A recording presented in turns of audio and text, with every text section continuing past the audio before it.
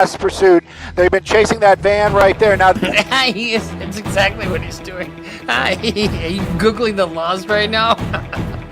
Henderson Police Department's SWAT team responded to the scene and set up a perimeter around the condominium. I travel in and out of time zone. And the 3 key rules for a criminal defense lawyer: always on time, impeccably dressed, and occasionally sober. The yellow sports car up ahead won't stop. Then something happens you might expect in a Spider-Man movie. It wraps around the tire of the fleeing vehicle and stops all forward motion. Objection, asked and answered.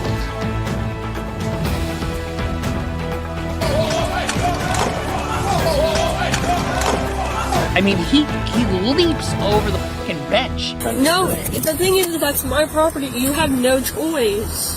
Actually, I do, because I found friggin' Xanax bars on your driver's seat. If you want to explain something, explain those. Cops get very frustrated when you don't answer the questions. No. Right, step back.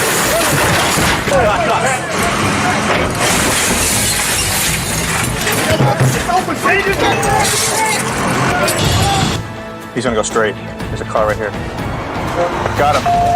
All right, I'm going to excuse everyone. Mr. Brooks is being removed from the courtroom. This is fucking hilarious. So he pulls out a joint in court.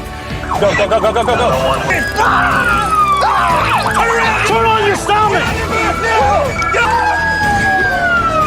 Stop fighting us! Stop resisting! The injury by the police, that may be a separate issue for you to file a civil suit. Chris, just while he's doing that, talk to me. What were you running for again? Warrant. Warrants? A felony warrant, city warrants, what? Felony warrant on Kansas. Well, I'm pretty sure they ran you, and you don't have any warrants. I don't. No. No warrants. No. So all that for nothing, right? No warrants, no nothing. Yeah. Police! A little farther, bro. A little more. Okay, go. Not finna sit here and let you fix the trial because you don't want to tell the truth to the jury. We're there, guys. Got eyes on. I want to suck. Yes, I think I would like to suck your dick. I don't think so. I prefer not to. I prefer not to, sir. See that? I love that. So do you wish to say anything? No, ma'am. All right, thank you.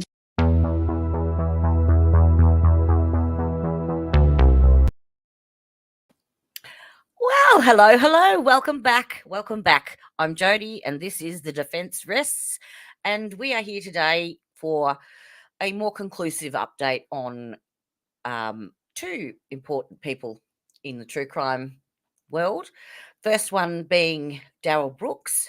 He currently has just had another hearing on charges that he's facing for a few weeks prior to the Waukesha Parade massacre, where he's alleged to have run over his ex-girlfriend and mother of his children, Erica Patterson. He's also facing charges of intimidating a victim, witness intimidation, and bail jumping. So we will lead with that one first. But secondly, we're also going to catch up with some more information on the Ty Tucker arrest.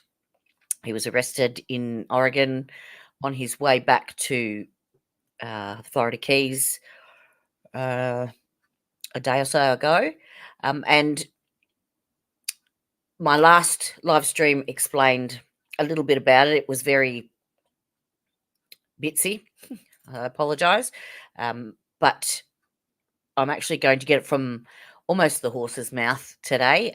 Justice is a Process has given me his permission to use his live stream feed, and he explains it way better than I can. So we're going to go through his feed, and I will add my little tidbits as we go through.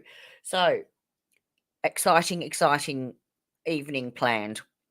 And I'm also planning, I'm in the process of doing a deep dive on the Franklin Tyrone Tucker case and putting together a whole video of just the evidentiary process and how we got to where we are right now, pretty much. Now, Franklin Tyrone's Free Tyrone Tucker Facebook page. Apparently, Lauren isn't able to post any updates on that page at the moment. Facebook won't allow her to. They may have frozen it for some reason. But she is able to post updates on to her personal page, which I have her update on that. So stay tuned. And welcome. And thank you for joining us. So we'll get into the Darrell Brooks hearing that was on last evening. See what they have to say. Hello, Your Honor. We are here. It is the day that our trial was scheduled, but I have plea paperwork, and I understand that the parties have reached an agreement. Mr. Torbenson, do you want to put the state's offer on the record? Case ending 4-5-9-6. The state anticipates Mr. Brooks entering a no contest plea to count 3, second-degree recklessly endangering safety as an act of domestic abuse. Based upon that plea to count 3, the remaining charges would be dismissed and read in for consideration at sentencing. As to case ending 5-0-2-0, the state anticipates Mr. Brooks entering a plea of no contest to count 1, felony intimidation of a victim. Based upon that plea, the state would move the court to dismiss and read in the remaining 2 charges for consideration of sentencing. At the time of sentencing, the state will recommend that the court sentence Mr. Brooks to a substantial term in the Wisconsin State Prison System. We will leave the ultimate interpretation of that to the sound discretion of the court. The defense would be completely free to argue. Just as an update, so this is a hearing for a separate incident completely to the Waukesha Parade massacre. But Darrell Brooks is facing, he's already serving 6 life sentences and 762 years in prison, as well as an additional 2 years for possessing a firearm as a convicted felon. So this is a hearing for, as I said, Erica Patterson, where he was allegedly ran her over and the injuries she sustained from that. And he has actually, at the last minute, taken a plea deal. So we shall hear the information and details on that. For the appropriate sentence. It also contemplates the amended information's not being filed. Okay. Mr. Torbenson, you talked about count 3 as charged, correct? Yes. Okay. All right. Mr. Jones, is that your understanding of the state's offer? Yes, Your Honor, and I actually did an attachment of an email string between the state and I for clarity of the record. Okay, I appreciate that. And I had Mr. Brooks' initial next to the offer section. Great. You're planning or anticipating that it will be a no contest plea. Do you want to make a record as to why that is rather than a guilty plea? Yes, Your Honor. My client is entering a no contest plea. In those discussions, I indicated that he understands that he'll be found guilty, but he is standing silent he's not contesting the allegations because of potential civil liability, which he may or may not be exposed to with respect to these charges, and therefore we've negotiated a no contest plea. But I will tell you that he understands he'll be found guilty. This is not a maintaining of innocence thing. This has an issue. This is a legal decision based upon potential civil liability. All right. And the state that was part of your offer, and you are willing to accept a no contest plea for those purposes? I am understanding that the victim, Ms. Patterson, can still seek restitution in these matters if she so wishes. We are not objecting. All right. All right. And the court is willing to accept it for the reasons that have been stated on the record. The named victim will have the opportunity to put in a request for restitution that is separate from a civil liability thing. So that will still be a potential that will be part of this. So, Mr. Brooks, it is my understanding that you are planning to enter a guilty plea today to 2 charges. See, I told you I would do it. I know you did. It is habit. I apologize. A no contest plea to 2 of these charges that are pending against you. Is that correct? Yes, Your Honor. All right. Have you had any drugs or alcohol in the past 24 hours? No, Your Honor. Are you on any medications? No, Your Honor. Are there any medications you're supposed to be taking that you have not taken? No, Your Honor. All right. You've been charged with a number of counts in each of these cases. It's my understanding that you're going to enter a guilty plea to the two. Or sorry, I said it again, no contest plea to the two. And then the other charges will be dismissed and read in. What that means is for the dismissed and read in counts, you will not face any penalty for those, nor will you have a conviction for them. However, when we get to sentencing, the state will make their argument as to the facts of the case, and they can argue the facts that relate to those dismissed and read in charges. And I can take those into consideration when I sentence you on the two that you entered the no contest plea to and that you were ultimately found guilty of. Do you understand that? Yes, Your Honor. All right. So for the two that you are going to enter the no contest plea on, the first is a second-degree recklessly endangering safety with a domestic abuse assessment. That means that it is a Class G felony, and for that you face the potential penalty of a fine of up to $25,000 and imprisonment of not more than 10 years or both. That 10 years is broken down into two parts.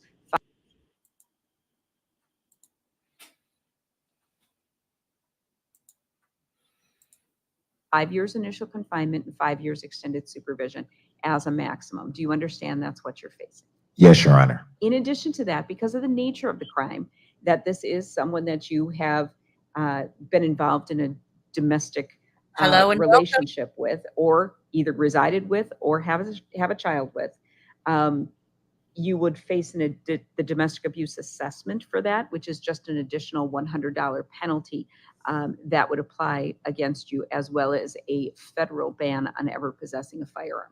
Do you understand that? Yes, Your Honor. All right. And then on the count one, felony intimidation of a victim, that you're going to enter the no contest plea on in case 21 CF 5020. That is also a Class G felony, potential penalty of a fine of up to $25,000 and imprisonment of not more than 10 years or both, broken into that 5 years initial confinement and 5 years extended supervision piece. Do you understand that? Yes, Your Honor. Do you also understand that if you were to be sentenced to prison, you would have to serve in...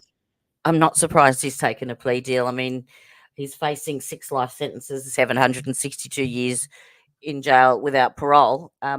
What's another couple of years, really?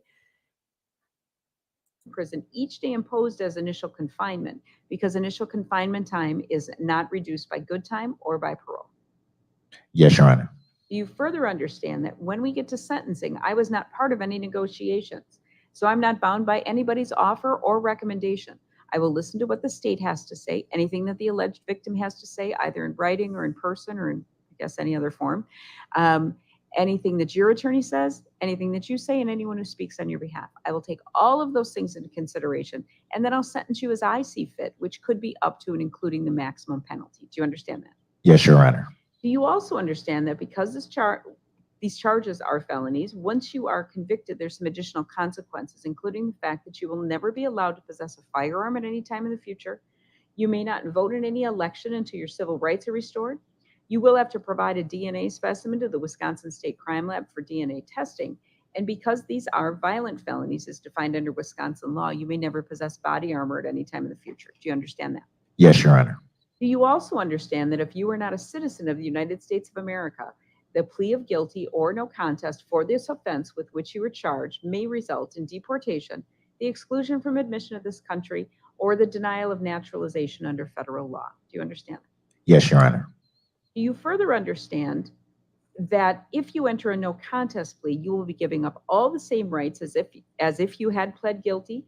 And at the end of this, even if you enter a no contest plea, I will find you guilty of these crimes. Do you understand that?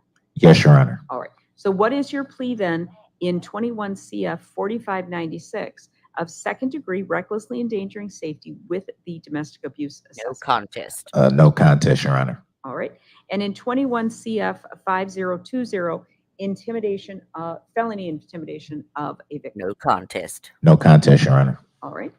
Now I have in front of me your plea questionnaire and waiver of rights form. Did you go over that with Mr. Jones and sign off on it today? Yes, I did, Your Honor. Do you understand that when you say no contest, rather than asking for a trial, you give up a number of constitutional rights that are guaranteed to you? Those include they've your already right to gone, remain those silent and constitutional not rights. incriminate yourself, He's the right to see incarcerated. and cross-examine the state's witnesses as well as call witnesses on your own behalf and have them come to court to testify for you, the right to actually have a trial, which could be a jury trial where 12 people sit together, listen to the evidence, and then must agree as to each element prior to reaching a decision, or a court trial where the judge listens to the evidence and makes a decision. And finally, the right to make the state prove you guilty by evidence beyond a I don't think reasonable anyone doubt can that you sit committed through the another crimes Darrell charged. Brooks trial You just understand you give quietly. up all those rights when you say no My opinion. contest rather than asking for a trial. Yes, Your Honor. You also realize you're giving up the right to raise any motions, such as suppression of the evidence, identification of you as the person who committed the crime, suppression of any statement you may have made, or any challenges to the information or the complaint? Yes, Your Honor. Do you also realize you're giving up the right to raise certain defenses you might have, such as insanity, self-defense, intoxication, alibi, coercion, and necessity? Yes, Your Honor. Did anyone make any threats or promises to get you to enter into these pleas today? No, Your Honor. Did you read and understand the criminal complaints that were filed in these cases? Yes, Your Honor. And did you discuss with your Is attorney that the elements of lawful these law? offenses? Yes, I did, Your Honor. Do you understand that if we had a trial, the state would have to prove as to the second-degree recklessly endangering safety that on November 2nd, 2021, at 7311 West Capitol Drive, that you endangered the safety of another human being, that you endangered the safety of another by criminally reckless conduct. That criminally reckless conduct means that the conduct created the risk of death or great bodily harm to another person, and the risk of death or great bodily harm was unreasonable and substantial, and you were aware that your conduct created the unreasonable and substantial risk of death or great bodily harm. Great bodily harm means serious bodily injury, injury which creates a substantial risk of death or which causes serious permanent disfigurement or which causes a permanent or protracted loss or impairment of the function of any bodily member or organ, or other serious bodily injury is great bodily harm. Do you understand that's what they would have to prove at trial if we had a trial in this matter?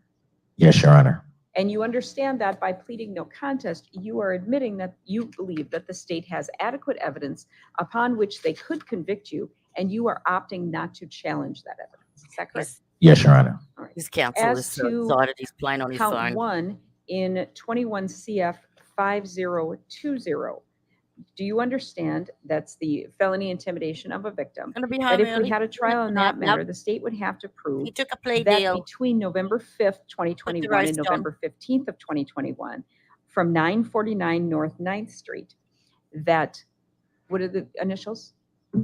EP? Yes. EAP, was the victim of a crime, that you prevented, dissuaded, attempted to prevent, or attempted to dissuade EAP from reporting the crime to any law enforcement agency, and that you acted knowingly and maliciously. Do you understand that's what they'd have? The state moving to dismiss and read in the 21 CF 4596 counts 1, 2, 4, and 5. Yes, and counts 2 and 3 on as well as EAP. If you would like to have a friend or a relative speak on your behalf, I'm more than happy to talk to that person. If there's more than one person who wants to do that, they should put their comments in writing and get them to Mr. Jones so he can electronically file them at least 3 days prior to that sentencing. If there are issues of restitution, that will be determined at sentencing if possible. Is there a request for a pre-sentence investigation? Okay, so let's get out of there. The sentencing hearing, that's right, I looked it up today, is the 17th of June, I believe, but I will keep you updated on that. So we'll stop sharing that. And we shall get into the juicy bits. Let me share screen with none other. Let's get out of here.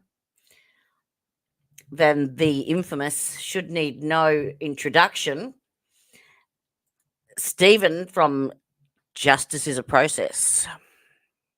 Don't forget to put the bins out. And right there goes my Google Nest reminding me to put the bins out. All right, now this is hello, Reverend Beasy. Welcome to the defense rest. Thank you. On the one hand, I'm happy he pleaded for the sakes of those. Oh, on the other hand, that was disappointing. It was August 17th. Oh, was it? Okay, I'll double check that. But 17 comes in there somewhere, no doubt. Yes, for Erica's sake, she probably would have liked a little bit more closure than that, but it's over. Well, as far as the pleadings go, as far as her mental health and ongoing well-being, not so sure that's probably going to be lifelong. Having watched the Waukesha parade trial, nasty, horrible, devastating, and he certainly got what he deserved. Now, that's my opinion. So we're on to the second half, which is the update on Ty Tucker, who has been taken into custody. Now, this is, as I said, Stephen from Justice is a Process. I will put up his information on, where is it? So this is his YouTube page. So I recommend that you go and like and subscribe his page. He is like an encyclopedia on this case, and his YouTube channel is not monetized at the moment. YouTube has, in their infinite wisdom, taken his monetization off him. So he's offering these 3 ways in which you can support his channel. So do head over to Justice is a Process, and we will be watching his explanation on what's going on, because he's in contact, or he has been in contact with Ty regularly on his channel, both as an interview and in chat, as well as Lauren as well. And Lauren does come into the chat to speak with him further on into this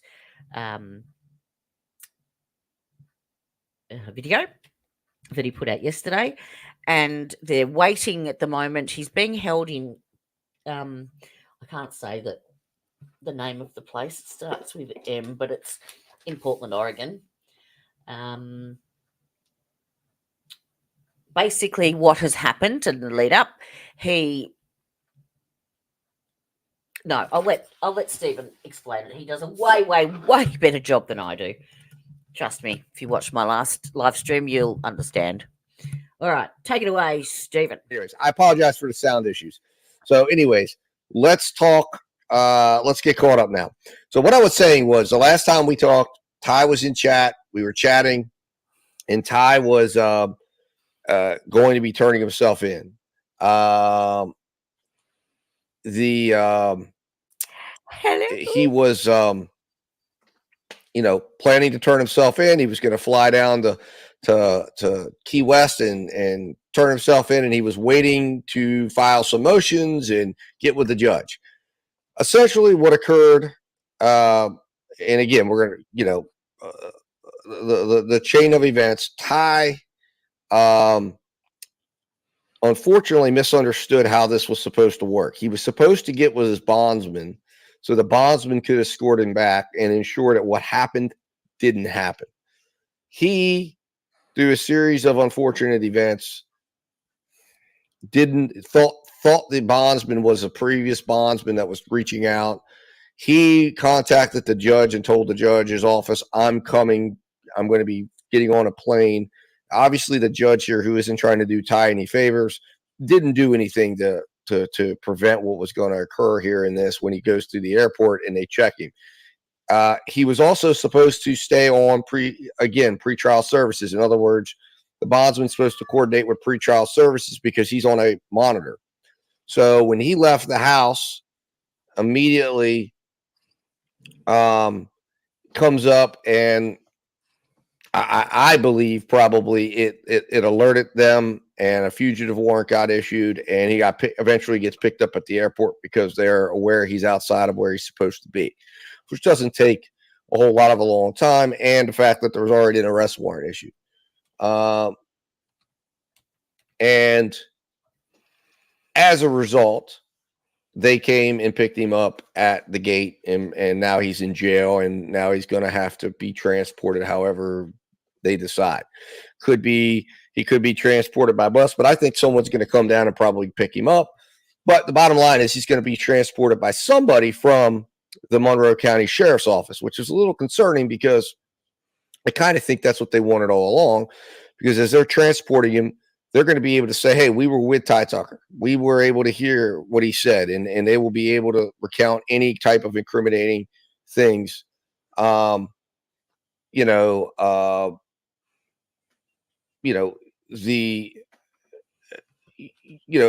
that to me is the biggest concern, is they're going to be able to say whatever conversation they want to say happened.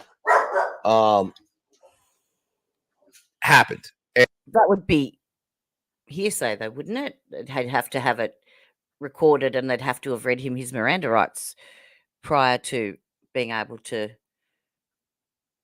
submit anything like that as evidence. Is that, I'm not really sure about that, but if you know, let me know.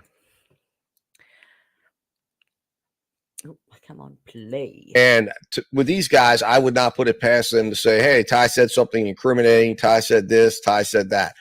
The other thing that's going to come into effect is because he left pretrial detention, it's going to make it all but impossible for him to ever get a chance to get back out on bond again, because he didn't. Stay tuned, Reverend Beasy, because it's not all as it seems. Just saying. Follow the procedures. And I think that's what the judge is trying to get at here with him, is he's late for court. He's been late for the last 2 Zoom hearings. He's not following his procedures.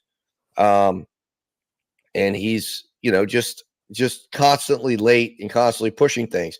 But I don't think bond should have been revoked. I think they were looking for a reason to revoke bond. So I think if you're Ty in this instance, you got to live perfect. You got to live perfect. You can't let them get this opportunity on you, because I believe, as I laid out in the last live, this judge is not a friend of Ty's. This judge will not be dismissing this case. There is no chance that he will dismiss the case, period. I don't believe it at all, because as I laid out, he was appointed by unfortunately, he was, yes. He discussed that, and the judge at the beginning of all the Zoom hearings would say Ty kept saying that he would get the wrong. Had the wrong court. He had the wrong link, and the judge at the last Zoom hearing was like, "Mr. Tucker, I've had the same Zoom link for like the last 3 years, so I don't know what's going on. I don't know why you're having this issue, but the next time you need to be here early." And then he had warned him about. Now, if you remember, if you've watched the first trial in January, where it was a hung jury, he was late very frequently and was constantly being reprimanded for that. Then he's had 2 status hearings in April for this upcoming trial on via Zoom, because obviously the judge is in Florida Keys or Key West, and Ty lives in Oregon under house arrest on an ankle monitor. And so they were conducted via Zoom. And there is another upcoming hearing to go through all the motions that have been submitted. So, the 2 status hearings that he had via Zoom with the new judge, Judge Morgan, he was late too via Zoom as well. Now, just clarifying with the pretrial services testing that he was supposed to have, he was late for that too. And the registration, there must be some form of time frame on the date that you're due to have your testing done that cuts you off. As soon as that time frame is gone, then you can't register to have your test submitted. So he was late for that and missed it. And as explained, he was told to come back the following morning early so that he didn't miss the next one, and unfortunately he was late for that one as well.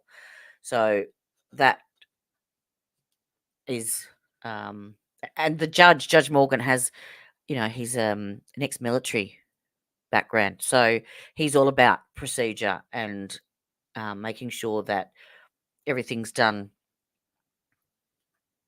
as per protocol. So he's probably going to be more strict in that regards, but he's not letting him get away with anything. And 3.1 million in bond for a missed, alcohol screen, when alcohol has never even been an issue in this case from the get-go, especially right on the heels of, the motion to resubmit the gag order. It's just it just smells to me. He'd equally warned him about the fact that he had let his ankle monitor, the battery died, even though he's got problems with it. But he said, listen, you are still on monitoring. You are still responsible to make sure these things happen. So, the thing was, the judge was telegraphing that he was going to do this. He had even told him at the end of one of the hearings, there's a warrant on my desk. The ink is dry, but I decided not to follow it in. I just decided to warn you that any more problems, any more missed appointments, anything at all, I'm revoking you. And obviously, so he was warned. That's what he did. Now, Ty was under the impression that this judge was going to be a friendly guy, a fair guy, that he was coming to him with all the potential for to conflict him out, because, well, that just shows what an honest guy is. That wasn't my read of him. This guy was telling him, listen, I'm here to make sure you do things correctly. I'm here to make sure things are done procedurally. And I'm here to ensure that you waive everything you're supposed to waive, so that when appeal comes down, you can't say, I didn't know this, I didn't do this, I got railroaded.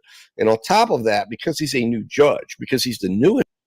Just in saying that, whilst yes, he may well have been late, and his timekeeping skills are less than perfect, that still doesn't make him guilty of doing what he's been accused of doing. Just saying. This judge, the guys down there feel like, hey, no one's going to say this is a Bubba guy.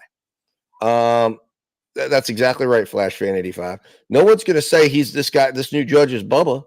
He's not part of the Bubba system. He's brand new. He just got in. So the whole idea, because remember, Mansfield even asked him that. I mean, they're flagrant about it. He said, you think Bubba's setting you up? Well, they are. You think you're a victim of the Bubba system? Yeah. Well, they brought this guy in and said, well, how can you say that a judge who wasn't even a judge, he was part of the public defender's office, he was defending the guys. All of this was meant to highlight, he's down there in the public defender's office. He's part of defending the people around Ty. How are you going to sit here and say that this guy is part of a conspiracy to put Ty Tucker in prison? And that's why I was worried about it. And then we find out, I don't know how I missed the article, but then we find out that, my God, this guy is as in deep as you could be. He was recommended by Judge Jones. Judge Jones spoke highly of him and said this guy is in his opinion, is the epitome of what you want as a potential judge. Judge Jones recommended him to Ron DeSantis. And on top of that, this guy says Judge Jones to him represents exactly what a judge should be, and he represents the epitome of serving justice. The same Judge Jones who is and had been leading the cover-up in this case, who had been sealing all the documents, who, again, Ty Tucker was so upset with, he decided to go. Judge Jones actually swore Judge Morgan in as well. He nominated him for the seat, the judicial seat, and I personally recommended him and swore him in. Pro se in the first place, who gagged Ty Tucker's wife. This is the same Judge Jones And welcome that's to a those concern. who just joined the stream. Thank Obviously, you. this guy is not a friendly, not a friendly at all. He's not a friendly individual. He's not trying to be here to help. He is here to lead Ty Tucker to a prison cell for the rest of his life and finish this cover up. That's what this judge is doing. That's what he's here for. And I think that Flash fan, I believe he will. Yes, I believe that that's coming. I don't have anything confirmed, but I believe that that's coming. Ty and I were talking about that on that broadcast, the last broadcast we had. I think he knows he needs. If you go to Steve's channel, Justice is a Process, he has another video just prior to this one that was just before Ty was arrested, and Ty was in chat speaking with him, and yeah, they had a big discussion on what was going on. Excuse me, that's what he's referring to. So Justice is a Process. Go and like and subscribe. Needs help. There's no way in the world Ty Tucker will be able to put the defense on that he wanted to put on from a jail cell with the obstruction, with the ways that they can obstruct his defense, the way they can. Well, Faded, he's in custody. We'll talk about that here. So the reason why he's in custody right now is because on April 10th, he had a alcohol test. He doesn't get drug tested. He gets tested for alcohol to ensure he's not drinking. Why that was put on in this case, I have no idea. This case has nothing to do with alcohol, but he had to go get a alcohol test. He showed up at the alcohol test late because basically the registration at these places only lasts for so long. He had to wait in line, and when he got up to take the test, his registration had expired for the day. So he calls pretrial detention, says, I'm here. I just waited in line. They're not letting me take the test. I need to take the test. Of course, pretrial detention guy says, well, you were late again, Ty. And he says, I know, but I'm here. Let me take the test. So anyways, pretrial detention guy works with the center, and he says, all right, come back tomorrow, but be there early, okay? Be there early. Don't screw around. Get the test done tomorrow, and everything should be okay. So he leaves, and then he comes back the next day. He's late again, okay? So again, take that as you may. He's late again, but he gets to take the test. He takes the test. He passes the test. The judge is notified of this, that he missed the test on the 10th. So unfortunately, if you're going to have a judge who wants to hold you accountable, who wants an excuse to revoke your bond, that's technically, that's technically what, that's technically, I guess, in violation of the terms and conditions. He missed the test, but he's passed the test. I mean, this is the type of situation where I understand, like, I don't know. I feel like there's other ways that this could have been handled, but I think this is what they wanted. This was the message. This is that they want to gag him, and essentially he gets the bond revoked, or he leaves and doesn't realize there's a problem, doesn't know, really anything's happening until he gets notified or called by the other day by his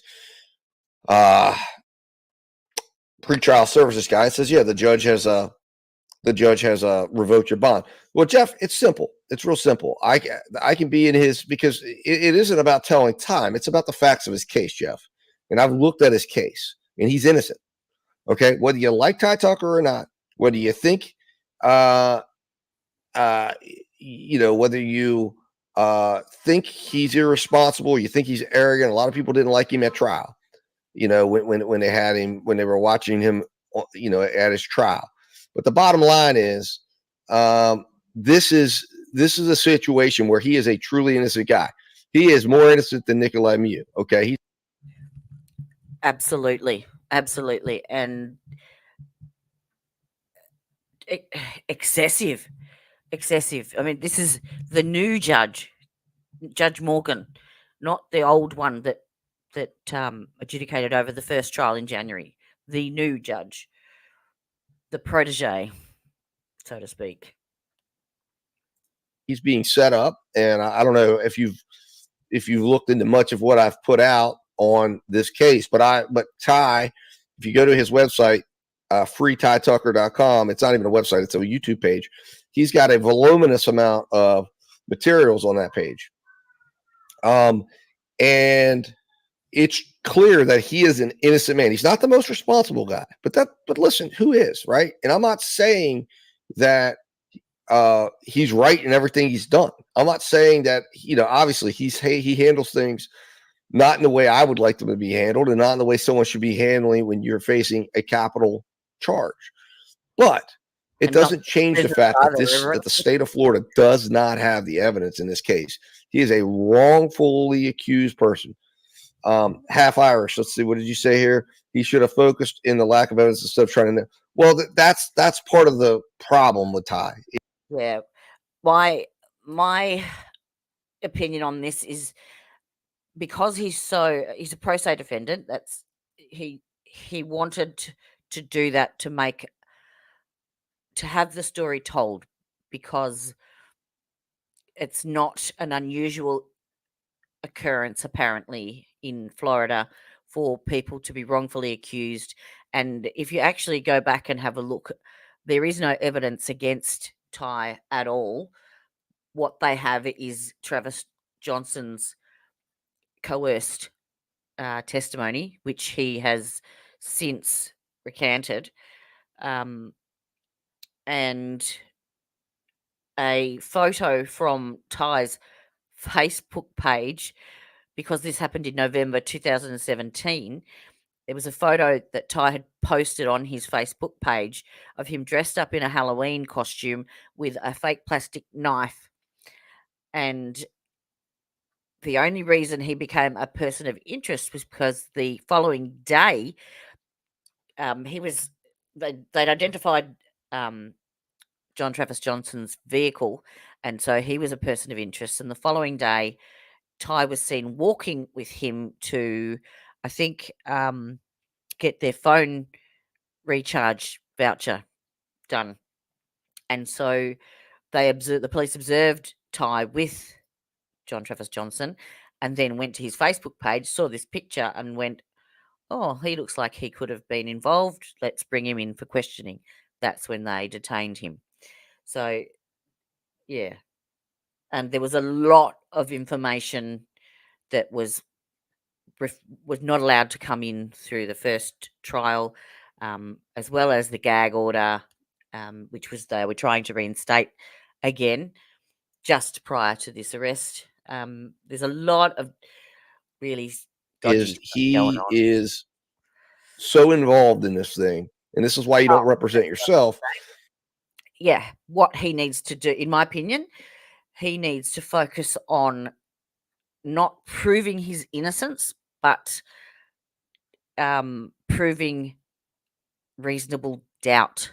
Use their own policies and procedures that they didn't follow, their chain of evidence, in their preservation of the evidence, in all of the aspects of the investigation, because Internal Affairs even became involved in investigating the investigation, and none of that was allowed in either. So if he can focus more on the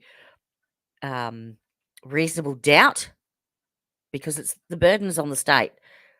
They have to prove beyond a reasonable doubt, and without any evidence, they can't do that. It's impossible. So to get where he got as a pro se defendant with a 9-3 not guilty, well, 9 were guilty, 3 not guilty, is a huge achievement, and he has brought attention to the goings on down there by becoming a pro se defendant, which is one of the reasons apparently that he did so. But it's time now that he needs to get back his attorneys back in and nip this in the bud. He's achieved what he needed to achieve. He's got the story out. He's exposed, he can move on and do civil suits after he has proven, well, after he has gotten through this. So, yeah, that's my take. You're failing to What it's worth. really catch, you know, you fail to make the right arguments. That's why they say, you know, a lawyer who represents himself as a fool for a client and a fool for an attorney, because I mean, it gives you kind of tunnel vision in the sense that you're on how you're going to conduct your case, because we all know obviously the burden is on the state, and in this case, I truly believe 110%, if Ty Tucker would have had attorneys in that courtroom in January, he would have been walking out of that courtroom not guilty, because there is so much that didn't get to come in that case. That, and we're not even talking about police incompetence. We're talking about the simple fact that there's this. You've got a detective who testified in that trial, and she's been demoted because of her incompetence in this case, her mishandling of evidence. He's talking about Danielle Malone, and I'm currently going through her testimony from the previous trial at the moment, because I'm doing a deep dive into, I'm trying to work out all the steps of misconduct along the way. So stay tuned. Destruction of videotapes, key videotapes. On top of that, so, you know, you've got her, who's the one that signs the arrest warrant. She's the one that handled all the investigating. Then on top of that, you've got the only witness that links him to the case, which is John Travis Johnson, whom, if you could have properly impeached him, should have been absolutely destroyed. And Ty did a halfway decent job, but the problem was it was a little bit distracting for the jurors as they're trying to get through his bumbling around with the videos and bumbling around with how to do things and pissing the judge off, and all in all distracting the jury from what they should be focused on, which is this guy isn't telling the truth.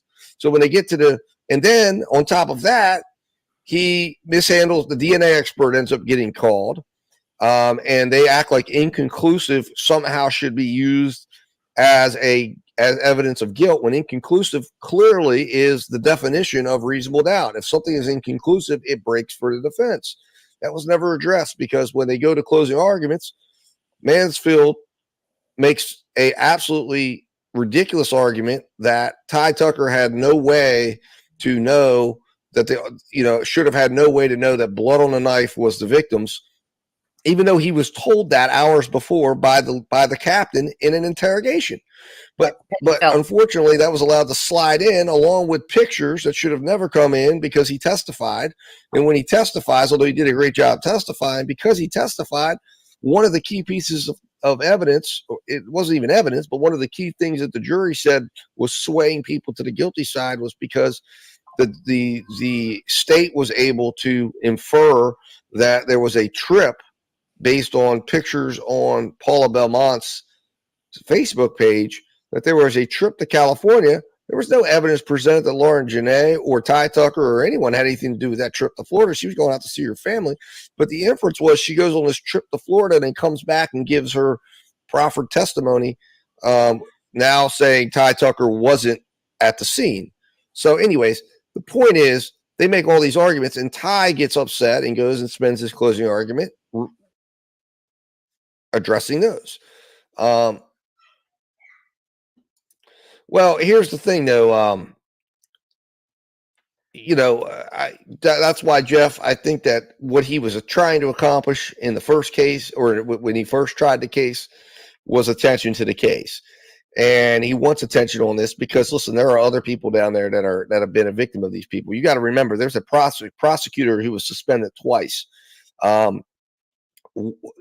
for actions and activities related to this case, specifically for trying to, what she ended up being suspended for was trying to stop Ty from marrying his now wife, Lauren Janae, but she was also suspended in another case that involved one of Ty's attorneys, for lying to the court in regards to the use of a confidential or of a jailhouse snitch. Specifically, that was done here where she actually did exactly that in this case. And that was the Raheem Jackson situation, which, again, he's nowhere in this case now at this point because in that situation, he or Colleen Dunn conspired with Detective Pitcher and Penny Phelps to have a snitch, a known jailhouse snitch who was on the payroll of the Monroe County Sheriff's Department, moved into the same wing of the Monroe County Detention Center, and then claimed that Ty confessed to him. Now, this is what's even crazier. Claims he confessed to him, but says that he was put up to the murder by some woman named Lauren. I mean, that's how crazy, that's how horrifying this story was, because this guy didn't even know what the hell the facts of the case were. Lauren, of course, was nowhere near this case prior to Ty getting arrested. Anyways, so they got caught doing that. That's why Ty got bond originally, because, well, all of that stuff, they were going to have a hearing where they were going to put all of that stuff on the record, and that would have sealed Colleen Dunn's fate and probably taken her law license away forever because she'd already done this in another case. So they agreed to give him bond to avoid that hearing.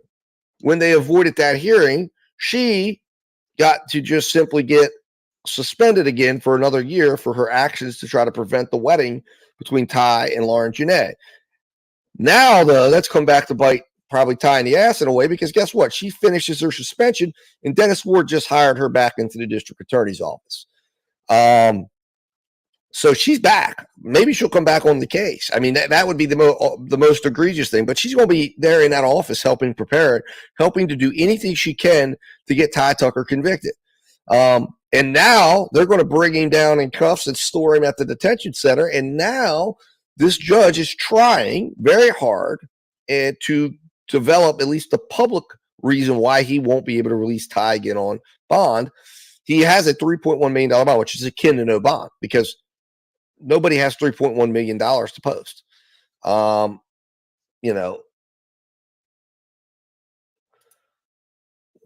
I listen, Flash fan, if he would have had attorneys in the first trial, I believe it would have been a not guilty.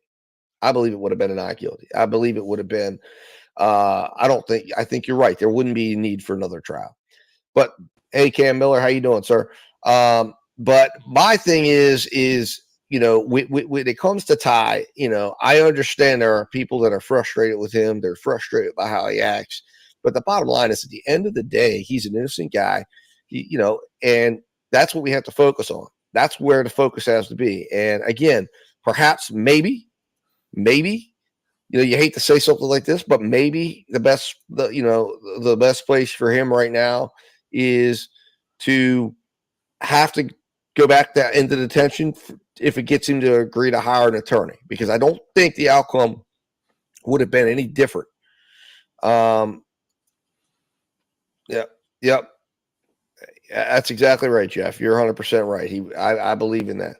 I believe that. So now do be aware of something else, guys. He has been since offered an Alford plea and the ability to take a no contest plea.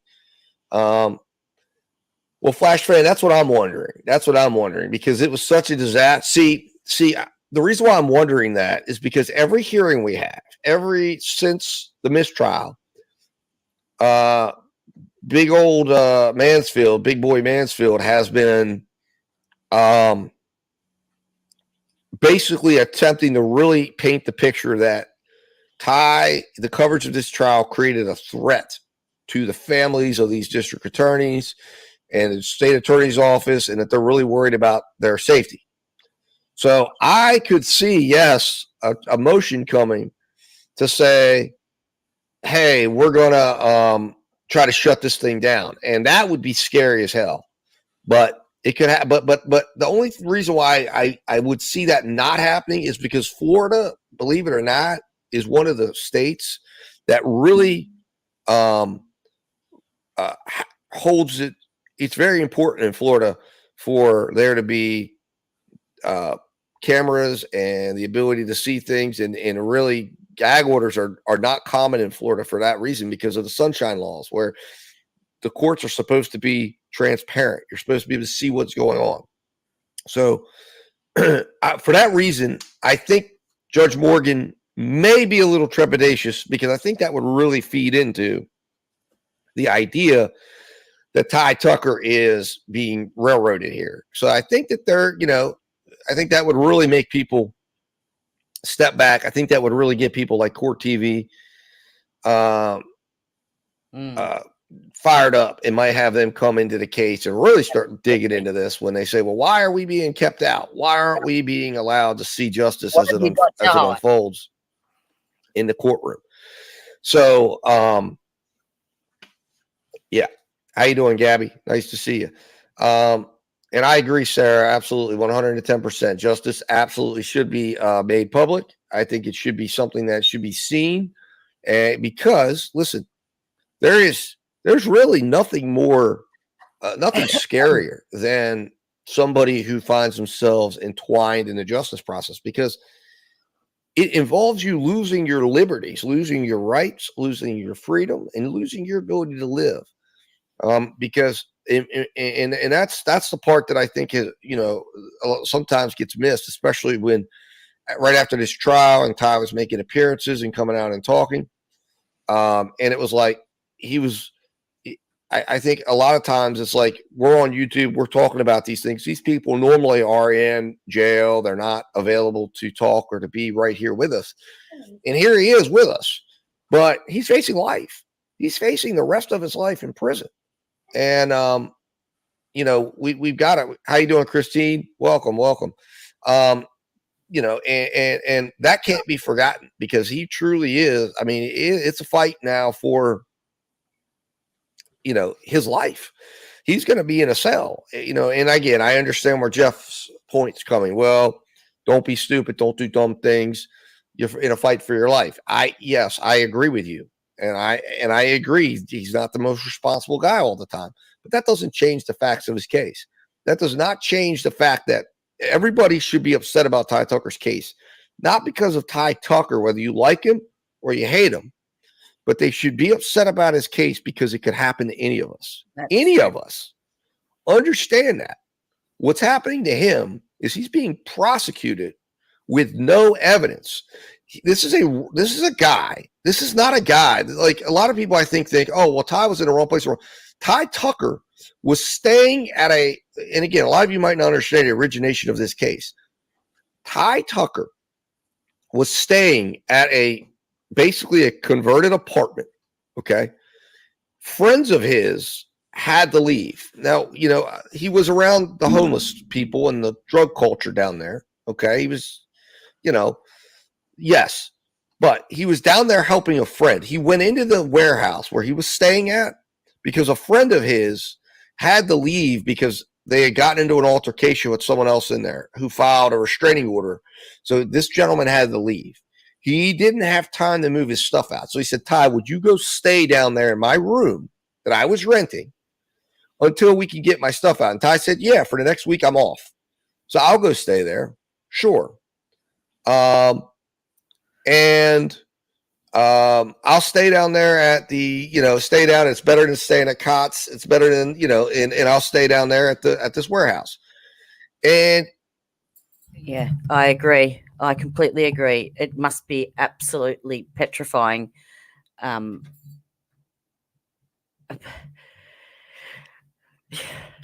Petrifying, but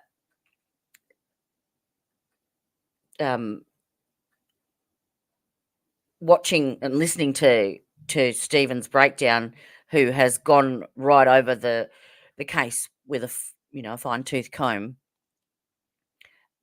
the jigsaw puzzle starts to fit together. And yes, I agree. Whilst you might not think that, you might not like Ty, you might disagree with his comments in court, the way he behaved or conducted himself, or his timekeeping skills, whatever it is, that still doesn't mean that he's guilty of this.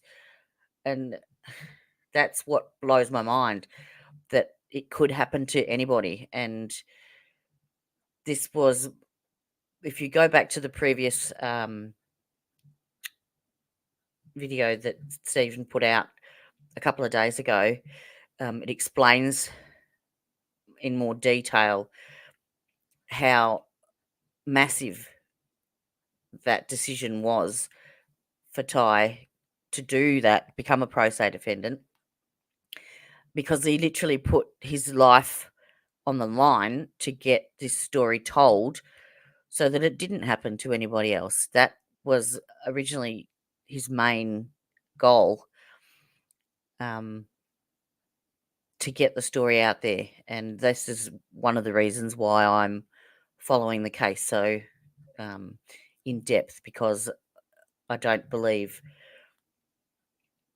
that things like this should happen in a justice system. Basically, it's there to protect the innocent, and I don't understand how this can happen. I just don't. It blows my mind. That's what he did. And then he went and paid a phone bill with Rory Wilson. He paid a phone bill. And for no other reason than him paying that phone bill got him involved in this case, because they were looking for a white guy with a black guy named Detroit, and a confidential, well, it wasn't even a confidential informant. It was just somebody who Matt Pitcher talks to. I believe it was Pitcher that got the information, or maybe it was another officer who told Pitcher, but someone who spoke to the police down there said, listen, there was a white guy with Detroit. And sure enough, what happens? They go down there and they go, oh, holy cow, there's the white guy. And he paid a phone bill. Well, there's our money. There it is. And she had absolutely nothing to gain. I mean, if she honestly believed that Ty was involved in that and held a knife to her throat and cut, she ended up having, I think, a 7 centimeter cut to her neck. Why would she protect him? Why? It doesn't make any sense. Why would she go to all that trouble, 3 depositions, don't know how many interviews, and then to struggle through that testimony at the last. She was so determined to get through that testimony in that last trial. Why? What did she have to gain? Nothing. And the state are trying to say that Lauren paid her off to go and visit her family in LA or whatever that was for, when there's no evidence to show that at all. It was an inference that the state made in the case to try and persuade the jury to think that she was paid off in some way by Ty. The other thing that they did too with the jailhouse snitch, Liam Jackson, was the autopsy on that was done on Matthew. His name's escaped me now. That's terrible, Jody. The victim, Matthew Bonnet. The autopsy showed that he was stabbed by someone who was left-handed, and Ty is right-handed, and the state had to get around that. So in Liam Jackson's testimony or affidavit or whatever it was they presented, he actually said in there that Ty had confessed to him by saying that he intentionally swapped hands during the altercation to use the knife in his left hand so that he could potentially frame Rory Wilson later down the track. Now, you tell me, if you're in the throes of you've just been sprung by someone in the course of a robbery and your adrenaline's going 10 to the dozen, you have the forethought to go, hang on a second, I'm just going to swap hands with this knife so that they don't think it's me. Really? Really? I'm calling BS on that. Just saying. Well, no, but Jeff, but the point is that exactly. Remember, he did hire a lawyer. He had a lawyer in this case all the way up until September of last year. They knew of each other, but but the point is all of a sudden he's there paying a phone bill on a security camera, and this police officer says, oh, that must be our guy, because they go look at his Facebook page and they see that he was at a thing called Fantasy Fest. Yep. The Halloween. And have a look at his Facebook. It goes from there. And here's the thing. There, if you don't believe me, go to. Let me see if I can bring up that picture. Or his Facebook page details anyway. Where did I save it? No. Here we go. Oh, come on, mouse work. All right, so that's at the end of this. Come on, keep going. That's the first. All right, so these are the 4 places that you can. Oh, stop. I can't work StreamYard yet, obviously. Anyway, it's free Franklin Tucker on Facebook, but I think that page has been frozen because Lauren can't comment on it. She can't make any updates. And he's got a YouTube page, which is free Franklin Tucker, and he's got Instagram and email as well. And let me get back to Stephen. His website, go to the interrogation videos, and you can listen to Penny Phelps, Detective Pitcher, Detective Danielle Malone tell you themselves. You can hear exactly how all this develops. You can hear them talk about the Facebook photo. You can hear them talk about the fact that, hey, Ty is our weak link. We're going to bring him in. We're going to break him down, and we're going to get him to confess. And they thought that that was their guy. They made a mistake.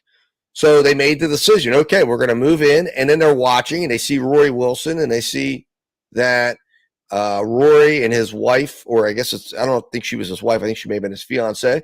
They see them putting clothes in a bag. They see this bag at the thing. They want to go in and bust it, get a hold of that bag, which ends up having bloody clothes in it. Clothes that don't even fit Ty Tucker, by the way. They're not even his size. But anyways, it's nonetheless, he has they see all of that going on. And then they decide, okay, we're going to make our move. So then that night they go busting in and they arrest Ty Tucker. And they take Rory Wilson into custody. And this is where things go off the rails. Because at this point, Captain Phelps, who has recently been trained under the Reed technique, she considers herself an expert. She steps in and she does what she normally does. She decides to try to get Ty or Rory to turn on each other. And she goes in and determines that, guess what?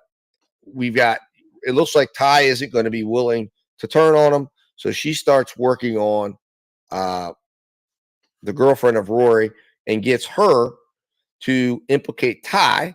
And then she moves on and tries to get Rory, who is, if you watch his interrogation video, Rory's like, what the hell are you talking about? I wasn't with Ty. I mean, he looks genuinely surprised. He does not look like, he's like, I wasn't with Ty. Like, he's in shock that Ty's even being brought up in this. He's like, Ty, what are you talking about?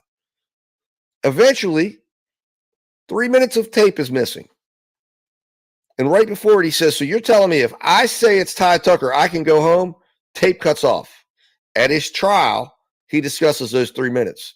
And in those 3 minutes, Penny Phelps says, if you don't tell me what I want to hear, here's the decision. It's you and your pregnant wife or fiance or Ty. Okay? Because here's the deal. I'm going to arrest all of you. I'm going to charge her. I'm going to charge you. I'm going to charge her with being an accessory after the fact. I'm going to charge you with the crime, and I'm going to charge Ty. And Ty's going to be the one. Ty's already implicating it. He's saying it's you guys. He's saying, which is a lie. So you know what happens? The tape turns back on, and then he goes and attempts to implicate Ty and tells a totally fabricated story, which if you listen to it, you know it's fabricated, about a Joe and a Mike and a Donnie and a so-and-so that came in, and Ty led this group in to go do this. Here's the problem. They didn't anticipate that all of a sudden, guess what? They were going to get all these videos. They get a video from Tom Thumb. They get a video from Keys Electric. And what does it show? A Oh, it shows that there's a truck involved. It shows that a truck drives up, parks, and two guys get out of the truck. It shows that John Travis Johnson is the driver of that truck because they see him go into CVS. Where's that video? We didn't see that at the trial 30 minutes before. John Travis Johnson is inside CVS. His truck is pulled out front. Doesn't appear there's anyone. It appears there's only one other person in that truck. But guess what? All those videos, the only videos that survive, well, we'll get into that in a minute. So they find that. Now they know they got a problem. But what does Penny Phelps say? She says, oh, that's not a problem. That's an opportunity. Because now what we can do is we can implicate all three of them, and Ty Tucker will be our weak point because he's innocent. And now, hey, we can cut a deal with the innocent guy. We're locking him up for a little bit. What's it matter? Whether he's a COTS or he's here, he's a homeless guy, he's a drug addict, it doesn't really matter. To them, they don't see this as anything more than that way they're going to work it like they've done multiple other times. So that's what they turn, and she goes in and she feeds Travis Johnson his story. She decides to get Travis to implicate Ty or whatever, or to see what she can do with Travis, and Travis takes the bait. She feeds him the story. Travis implicates Ty. Now she has either Travis, who can implicate Ty and Rory, or now she can go back, pick up Ty, okay, and see if she can work him. Now, here's the interesting thing. Remember, what was Ty Tucker originally charged with? He was not originally charged with the death, okay? This tells you what their strategy was. See, Ty was originally charged with allegedly threatening Rory Wilson's fiance because they go back to her the next day and she talks to her and says, hey, give me something to pick Ty up on. So they go and pick him up on that because what their plan was, in my opinion, was at that time was like, Ty, here's the deal. You either talk with us, you either agree to help us. Now we got you, and we can even make this even worse for you and charge you with other things. Or you play ball with us and become a witness against Travis and Rory, and we can close this case out and we'll give you the sweetheart deal. But guess what? Ty tells him, fly kite, I ain't talking anymore. I'm done and I want a lawyer. And he lawyers up. So he lawyers up, and then eventually Lauren Janae becomes aware of his situation, and her having been a friend of Ty's from the past connects with Ty, and eventually she decides to bring in real lawyers to this case. And she brings in lawyers. They fire the public defenders and the appointed counsel, and in come the real lawyers, and that blows up everything. And then it becomes, again, just like they said in that interrogation room, hey, oh my God, we better hope that DNA evidence proves that Ty Tucker was present. And then guess what happens? The DNA evidence doesn't. It proves only Rory Wilson was the holder of that knife. And as a result, they go and that was when they decide to attempt to get Naheem Jackson as a confidential informant. Give me one moment, guys. Give me one moment.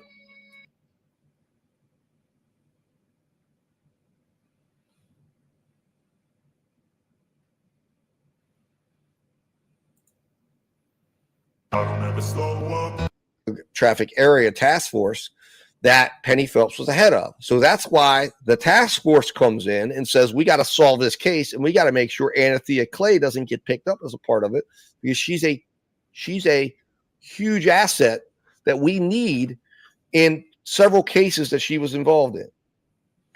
So this is Anthea Clay. Now, it's going back and looking at the first trial and a lot of the videos on Ty's YouTube page of police interviews. Anthea Clay, also known as April, is allegedly a police informant. And there is another theory out there as well that Paula Belmont was an informant as well, and they were working together with the drug task force to set up drug deals and catch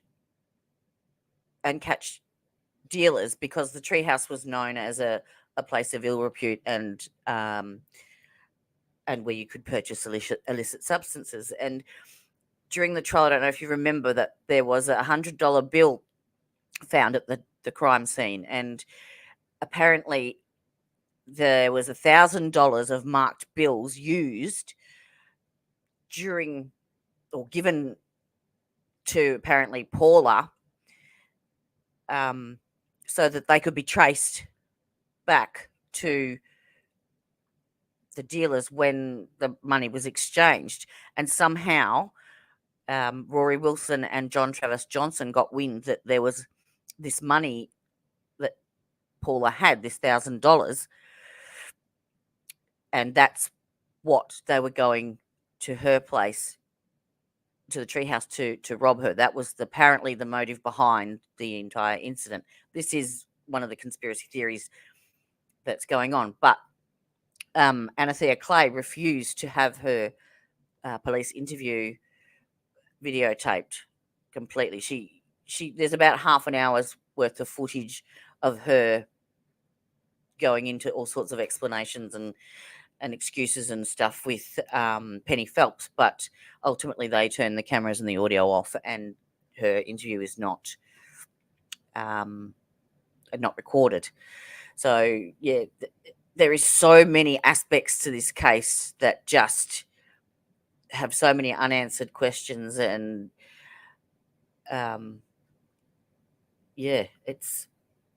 that's why As a I'm result, explain. they hit the scene and they're trying to close this thing out as quickly as possible and button it up and keep this from moving up to Anathea. In other words, they need to discredit these guys who could say, one of them being Rory Wilson. They need to either be working with him or they need him convicted and sent away for life, so he's discredited when he says, well, Anathea Clay is involved in this. And that was the work they were doing. So the idea here was Penny Phelps says, I'm super cop. I'm going to come in and I'm going to shut this thing down. The other thing that we don't know is, remember, John Travis Johnson was picked up about a week before on drug charges. And remember, the drug task force is who's running this thing. We don't know why. And it is uncontrovertible. I've shown the video multiple times. It's on Free Franklin Tucker. 40 minutes after this thing happens, Penny Phelps is in front of the warehouse talking to John Travis Johnson, who is packing up his car, looking like he's trying to get out of town, lies to them multiple times in the conversation. It even tells them there's a black guy named Detroit with a pregnant woman living downstairs, and he tries to say, well, he's not there. I don't think he's there, and tries to get them away. And Penny Phelps does nothing but steers the investigation completely away from all of that. And then, of course, Travis ends up being the one that Penny Phelps is in communication with for the 3 to 4 days afterwards. And he also happens to be at the warehouse the night that Tucker and Wilson are picked up. He talks to Penny Phelps then. He seems to get a pass throughout this whole thing, and he's the guy ultimately walking with a 5-year sentence, and we know he was involved. We know he drove them there. We know he was most likely, more likely than not, beyond 99.5% certainty, based on the evidence, that he was the second guy that we saw walking up the street. We know Todd O'Quinn says, I saw a guy run out, jump in a truck, and get out of there. We know that Todd O'Quinn, the same night that Travis Johnson is confessing all of this, picks Travis out of a lineup and says, I can't say for certain because it was the distance, but that's the closest guy. That looks like that's the guy. His hair, everything. So we know he's involved. Absolutely 110% involved. Ty Tucker was never brought up in any of this. Paula Belmont says he's not involved.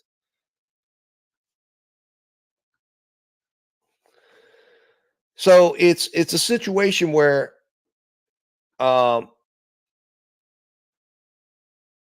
it's a situation where,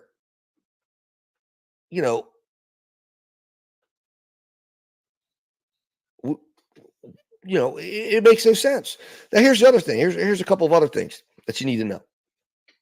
and it's proven in the case files. While all this is going on with the confidential informants, Colleen Dunn, the corrupt prosecutor, suspended twice, asks for the codes from Pitcher. This is in Pitcher's deposition. Asks for the codes to access the videos that were on file where she can go in, delete, alter, change, snap up, etc. He gives them to her. They have the messages. He admits it in a deposition. He says, yes, I gave it to her. Never, ever been done before. She had access to all a prosecutor should never have access to that evidence. Not that section of it. And what happens? Shortly thereafter, there's a issue, and the Tom Thumb video of where it shows Travis and Ty backing up Travis's Ty's alibi, showing that he was at Tom Thumb after the crime took place, which would back up the fact that what Ty told the police happened, which is that he went to sleep, he woke up, Travis was already back there. He says, hey man, I'm going to walk up to Tom Thumb. Travis says, I'll walk up with you. And they walk up, and this is after Phelps and company and everyone's already come. And he walks up there. That evidence destroyed. Where is the Keys Electric? I want you all to think about this. I want you to think about this. You've got to think about this. This is it. This is the biggest thing. Well,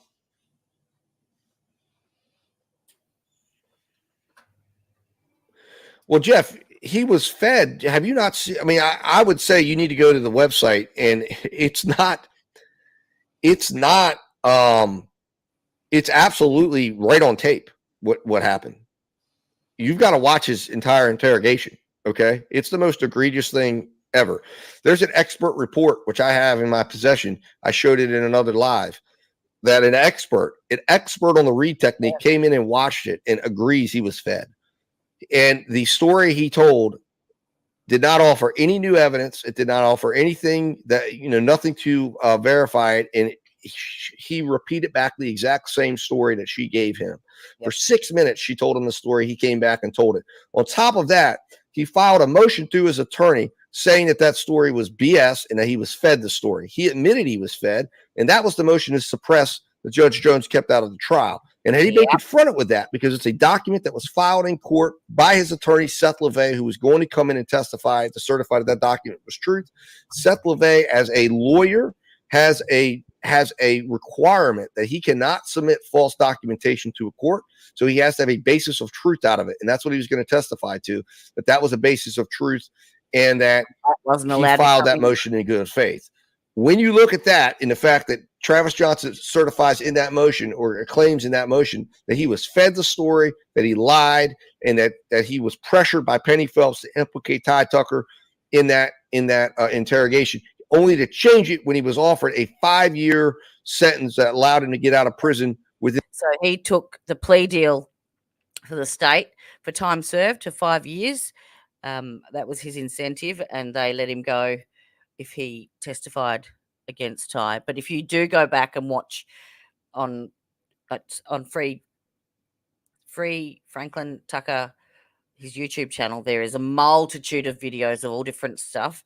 But if you go and watch the John Travis Johnson interview with Penny Phelps, he's basically you can see his face. He's confused as to what's going on. He doesn't understand what she's hinting at, or what she's getting at, and why she's pushing Ty onto him to blame for the story.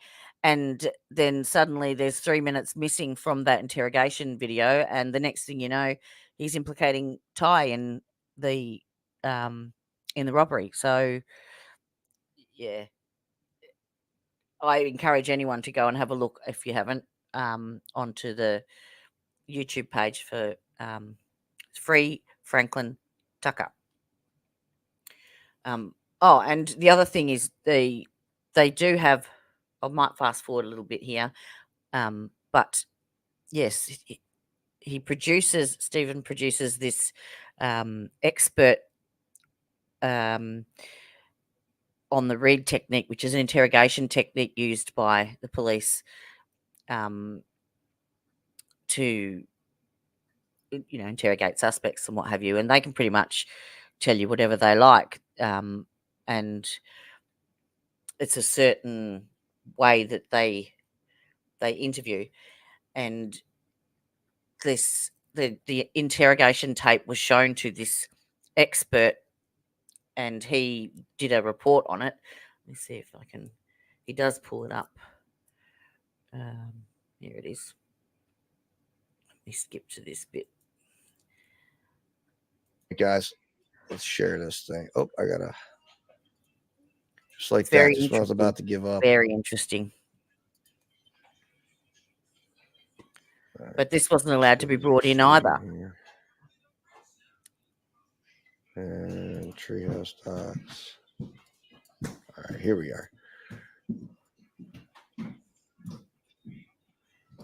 The gag order was to suppress anything that was to do with witness tampering or real quick. Expert interrogation, corruption, or let's jump into anything like that. Full screen. All right. So here it is, guys. This is actually an expert that Ty and his defense team had reviewing this. So we're going to review this individual. We'll review this here. I submit this declaration as an expert in criminal interrogations to inform the court of my credentials and prospective testimony in the above titled case. Personal background and qualifications, just so you understand who this person is. The 2022-2023 academic year marks my 16th year as a professor at Williams College, teaching law-related courses.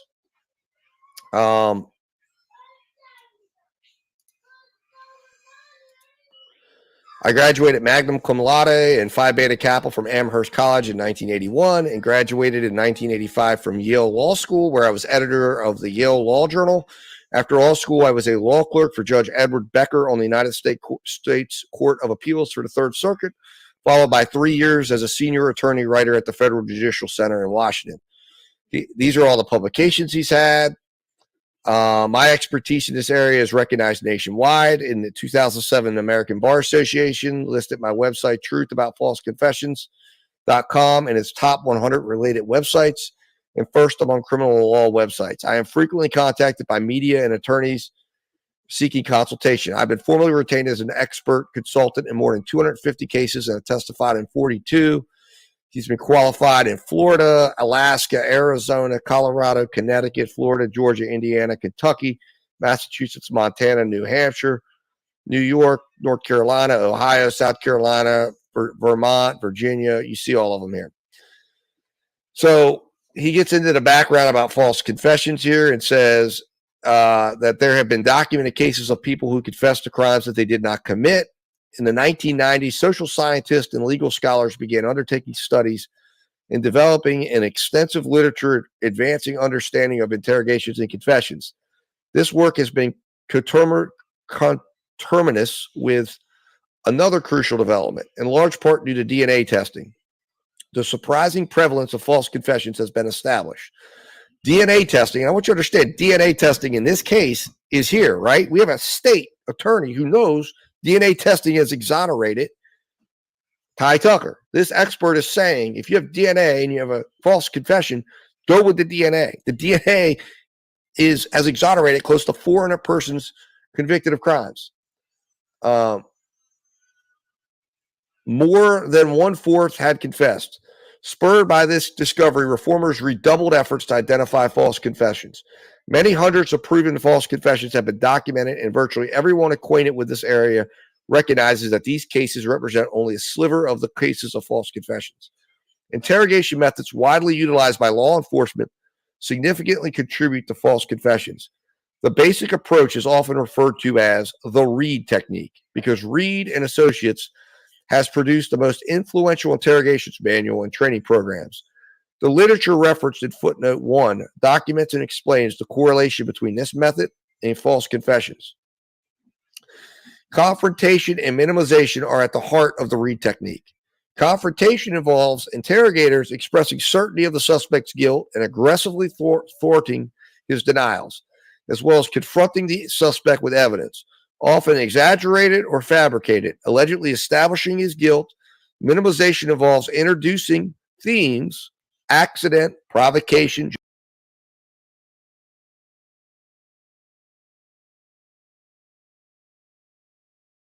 justification, secondary role. That's what they use. That's what Penny Phelps was using against the people she tried to use it in this case, that explicitly or implicitly reduce the severity of the crime or the suspect's culpability. Confrontation communicates to the suspect the futility of maintaining innocence, whereas minimization implies that confessing will avert serious punishment. Accordingly, confrontation frightens the suspect and brings on despair. Minimization supplies a lifeline, especially when used together. They have been shown to break down innocent as well as guilty suspects. Awareness that the Reed technique contributes to false confessions is not limited to the academy. In 2017, one of the leading schools of interrogation, Wicklander and Zulawski, announced that on the account of Reed technique's tendency to produce false confessions, they were no longer trained interrogators in this method of interrogation. While the literature primarily deals with false confessions, the Reed technique also contributes to false confessions. Indeed, false confessions often accompany false confessions. The suspect acknowledges participation in a crime while assigning greater culpability to an accomplice. Moreover, there is reason to believe that people interviewed about potential crimes by others may be even more susceptible to making false statements than suspects interrogated about their own possible wrongdoing. A confession or accusation is most reliable when generative, and this is the important fact that everybody needs to understand with this. If it generates new evidence previously unknown to law enforcement, it is least reliable when it contradicts known facts about the crime. Apply that to this case and what you know of John Travis Johnson's confession. It generated no new evidence. It contradicted facts about the case. Application to the present case. He's going to go ahead and discuss that right here. I was retained by attorney Jerome Bellarado to assess the interrogation of John Travis Johnson and Mr. Johnson's accusation of homicide against Mr. Ballarado's client, Franklin Tyrone Tucker. To make this assessment, I have relied primarily on the videotaped interrogations of Mr. Johnson. I've also reviewed Mr. Johnson's motion to suppress his statements at his own trial and discussed the case with Mr. Ballarado. So I want you to understand that motion to suppress is very important. During the interrogation of Mr. Johnson, Captain Penny Phelps aggressively engaged in the Reed technique. Captain Phelps expressed certainty that Johnson was involved in the crime. A plan to rob the victim hatched, according to Phelps, by Johnson, Rory Wilson, and Tucker that went awry and resulted in the victim's death. Captain Phelps claimed falsely to have proof of Mr. Johnson's involvement. We have your truck on video, you, Rory, and Ty all on video. This was standard Reed technique confrontation. Captain Phelps I'll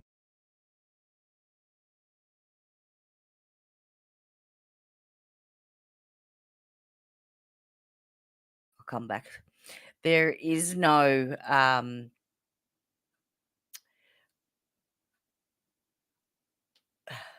there's only two people that are seen on that video coming out of John Travis Johnson's truck.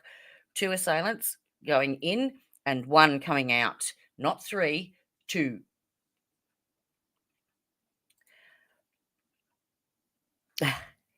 Thank you for popping in, Reverend Beasy. It was lovely to chat with you, and thank you again.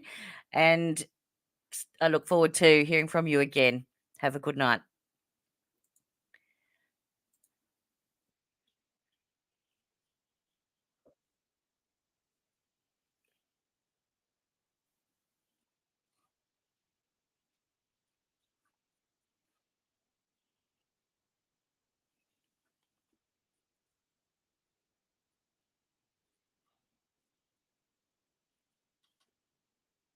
Oh.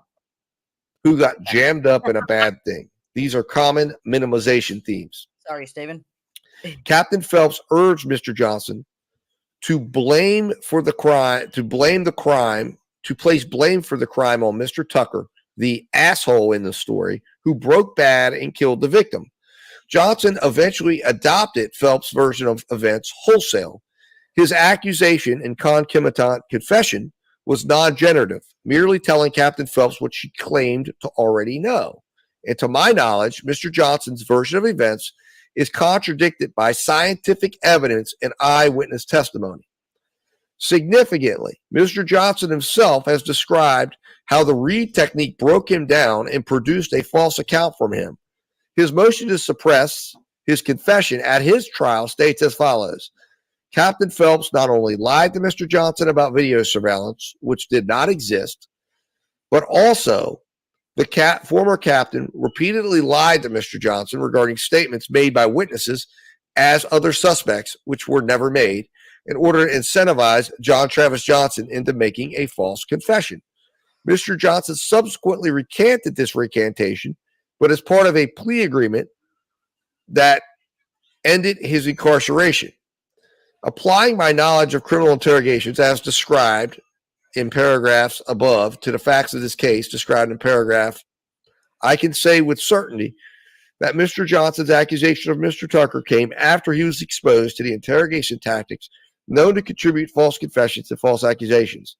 Moreover, his accusation did not generate new evidence and is contradicted by independent evidence. Accordingly, in my opinion, there is no substantial reason to question the reliability. There is substantial reason to question the reliability of Mr. Johnson's accusation of Mr. Tucker. So, there you go. With that said, guys, that's from an expert. Okay, that's from an expert on interrogation who reviewed this case, the evidence in this case. So let's see here. What's my friend Jeff saying up here? Getting every cards with him. He'd play dominoes with him, but he was drinking Fireball and smoking weed. He was not doing crack. Okay. So we'll see if he ends up appearing or not. We're not certain on that 110% if he'll be there Monday or Tuesday. And I think he's also looking into, and I think he was going to look into anyways because he was going back to jail. We were talking the other night. He's also look forward to the potential possibility that his attorneys re-enter the case at this point for the simple fact that he needs the help. He's got a pretty complicated situation ahead of him now. Let's see here, Louisa. Okay, so you're saying GG. Great, thanks. GG. I think Lauren comes into the Let's chat see here. I'm very missing some shortly. comments here. Let me take a look here.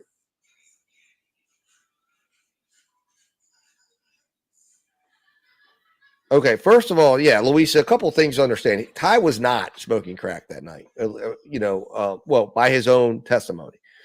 Maybe he was, but he says, John Travis Johnson now says he was, but remember,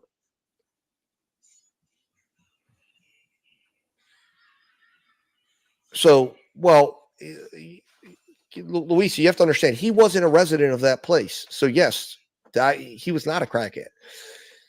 See, this is the part a lot of people don't understand. They just hear that he was staying there. He was not a resident of that place. They were not his friends. He was staying there temporarily to help out a friend.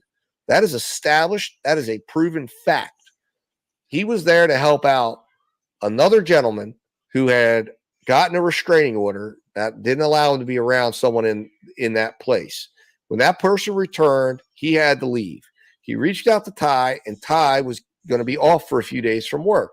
He said, Ty, I've got to leave, but I can't, I have nowhere to put my stuff. We're getting a hotel. I have a whole bunch of stuff in this apartment. I've got to move it all out, but I don't want these people here that are living there. There's a bunch of crackheads. There's a bunch of people that are living there who will steal your stuff.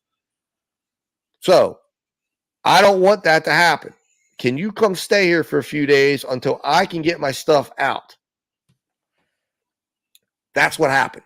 So he goes there to stay there for a few days. Very unfortunate decision for Ty Tucker. But that's why he was there. He was not an associate. So he was there playing cards with him. He played dominoes with him. But he was drinking Fireball and smoking weed. He was not doing crack. Okay? That's not true. Now, those guys were. Other people in that house were. Right? That's what they were after. But he was just kind of there. And that's why everybody said Ty was the guy that would be like counseling the young bucks. Hey, man, don't do that. That's going to get you in trouble. And then, but he wasn't going to stop them from doing it. That was his role. And again, I'm not making this up. Go on his website that he put up all of the discovery videos, and you can see police statements from people that were in that house giving statements about who Ty Tucker was, what his role was in that house. And you also see the fact Ty Tucker was never implicated at all until Penny Phelps implicated him and suggested that he was involved. But even if he was smoking crack, it doesn't necessarily mean that he was going to go do this. So that alone shouldn't even be considered. But I'm just saying, we can also say that isn't even a factor. But yes, even if he was, it doesn't necessarily, that should not just mean, hey, he was doing that. It's not an admission of guilt by any means. What is he making up, Louisa? What's he making up? Because what he said is backed up by evidence and corroboration. I didn't just believe him. He said, check out this, check out that. I went into the court case. I'm not relying, the things I've went and, the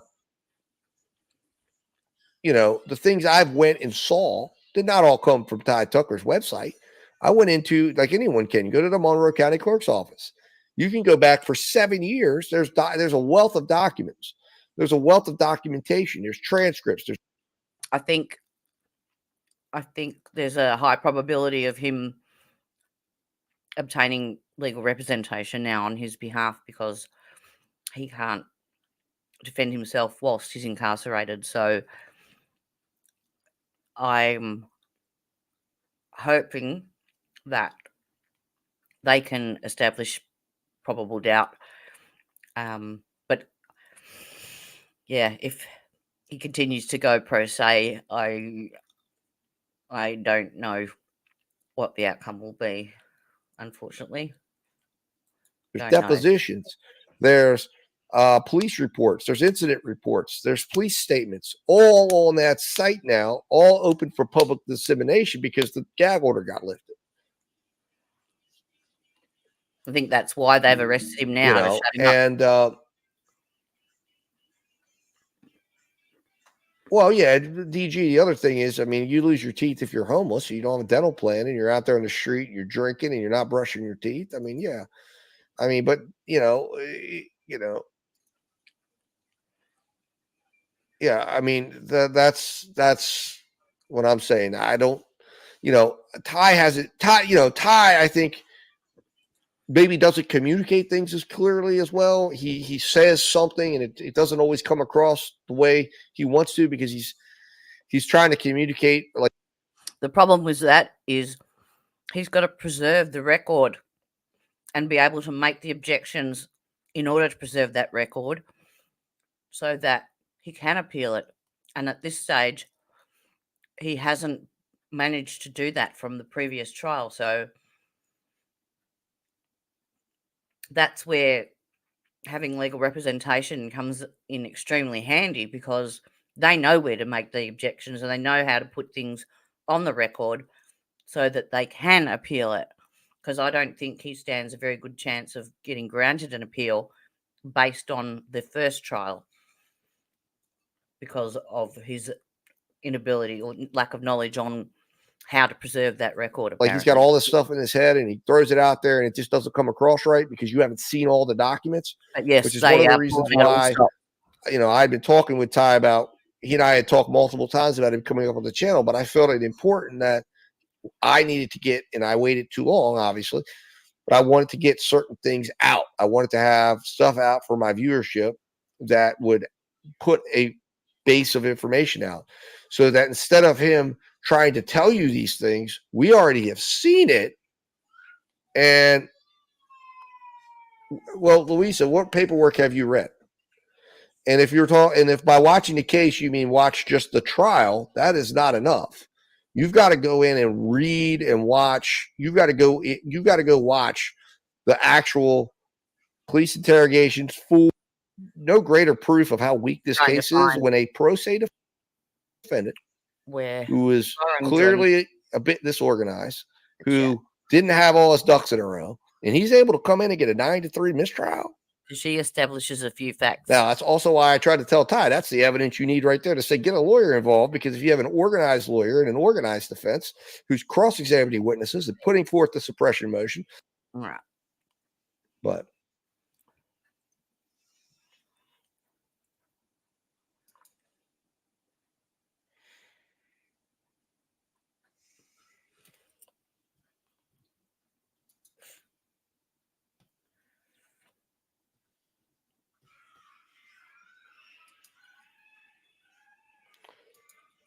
see what Jeff had to say. I said Ty wants attention more than his freedom.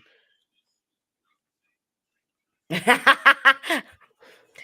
I think the way I love Bruce Rivers. He's my idol. I love him. If you've seen him in my intro video, he cracks me up. He's so funny. Bruce Rivers, he's a criminal lawyer, but what'd he do? It's another awesome. If you haven't seen it, CLR Bruce Rivers, criminal. Oh, is it CLR Bruce Rivers? Yeah. I can't remember what it stands for, but yeah, he is hysterical. Absolutely hysterical. Ty views it though, Jeff, is it's about, Ty's aware of other cases too that have been affected and other people that are sitting down there in Florida prisons who were affected by these dirty guys. And that song's going to be so in my head. In his mind, it was like if he can help bring attention to this, it can help others that are down there. But really, honestly, like I've tried to talk to him about it and was talking to him about it the other night. Win this case, and then everything else follows. But just win the case. You don't have to prove innocence. Just prove that they can't prove their case beyond a reasonable doubt. Yeah, probable doubt. Probable doubt.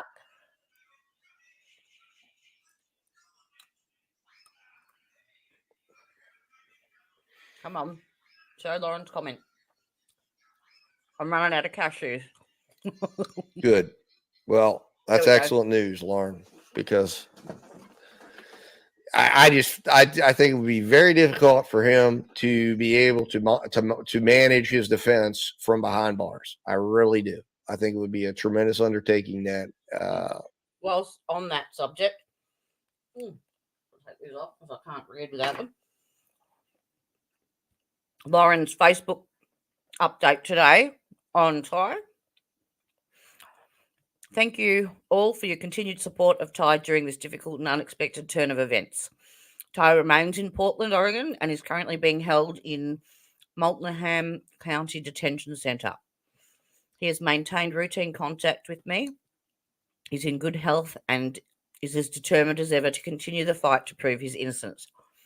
We are expecting Ty to appear before a judge here in Oregon any day now, and we will report the outcome of that hearing as soon as that happens.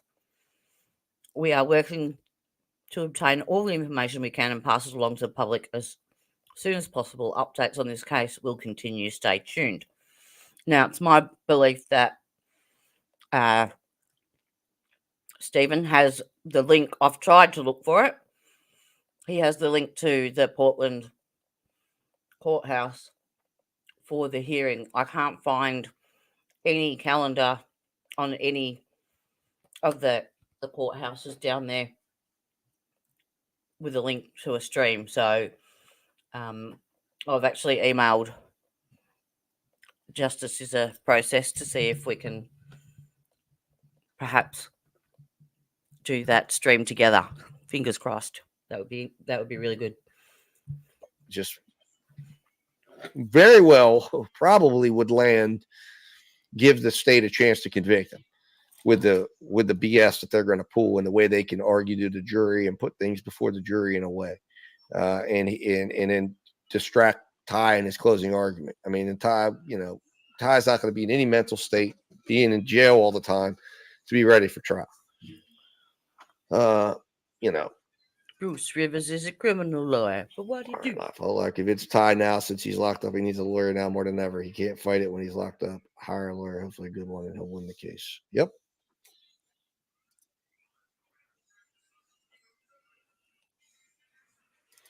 Now, Lauren, there was a suggestion from someone earlier that on a lawyer, and it was a good suggestion. I don't know if this lawyer would even consider it, but he was the lawyer for the Travis Rudolph case. He's a Florida lawyer, so he would be in the state. He just wouldn't be part of that area. But I think the best lawyers, though, guys, in my opinion, would be the lawyers he had before, because they know the case. This judge isn't going to give a new lawyer any amount of time. They're not going to. He's already made it clear he's not going to continue the case further. Ty created the situation by firing his attorneys. So this guy's not going to go, well, we're going to continue the case for 120 days. He's going to say to the new lawyer, you better be prepared on trial date at this time. And if that lawyer doesn't feel that they can adequately represent him, and we watched this in the boy in a box case, the mother, the judge did it to an attorney that was in there, and the judge just said, well, then I have to withdraw. Now that immediately, in her case, she hasn't agreed to go pro se, so that immediately threw the case back kind of into a tailspin. But that's what the judge can do and say, well, show up. Now, in Ty's case, because he's willing to go pro se, he'll probably show up and try to try it pro se. Mark Shiner. That's it, T.S. Jackson. Thank you. Well, the problem with that, Flash Fan 85, or bringing in anyone out of state, is they're not going to like it. First of all, they're not going to really be up on Florida law because they're not licensed in Florida. They're going to have to get local counsel. And they're not very friendly down there to getting people that are out of town, let alone out of state. The two lawyers that he had were put up by, they weren't public defenders. They were funded and put up by Lauren. So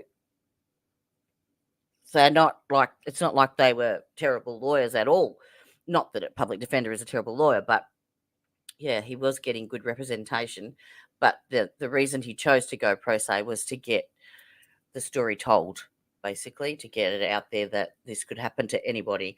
But he's achieved that. He's obtained that goal. There is no reason now to be pro se. He needs to get his ass out of there, basically, and then pursue whatever it is he needs to pursue on a civil level and not a criminal level. Get your ass out of jail first, get yourself exonerated, prove that you're innocent. Well, prove reasonable doubt, basically. That's all he has to do. You don't have to prove that you're innocent. If you can't, they've got to prove that you're guilty. And then go for it. He's trying to package it all in one because he's so emotionally involved in it. He's thinking that, well, I'm innocent, I can't lose. But when you're fighting the system, or the apparent system that's down there, then unfortunately you can. And you pay the ultimate price.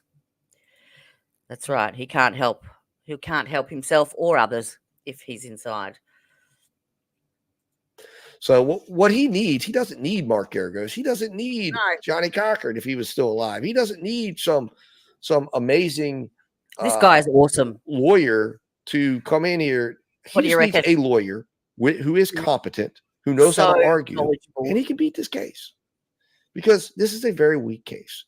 And he also, but he also needs a lawyer that's willing to stand up to the judge and willing to stand up and willing to advocate for him without excuse, without concern, without worried about their reputation or having to come back and face these judges and prosecutors again and worrying about ruffling their feathers. They got to be willing to go in there and kick ass and take names and piss them off and do whatever they need to do. Yeah. I didn't see the judge show any emotion regarding the verdict. I think you're biased. I thought Judge Jones bent over backwards in this case. Really? Sarah says Peter Trigos is father. Well, I understand a lot of people have been reaching out to Peter. I actually watched the judge when the verdict was read, and it's almost like like he's just gone, oh, fuck. Really? Of course he was pissed off. Peter is a personal injury lawyer. He'll say that on his channel. And his father is the defense attorney, but I don't know that his dad would probably, again, you got to remember too, some of these guys have cases and schedules and trials coming up. And again, this judge is not going to be amenable to a lawyer coming in and saying, hey, I'm taking over the case, but I can't try the case until May of next year. Yeah. That's not going to do it. Not going to happen.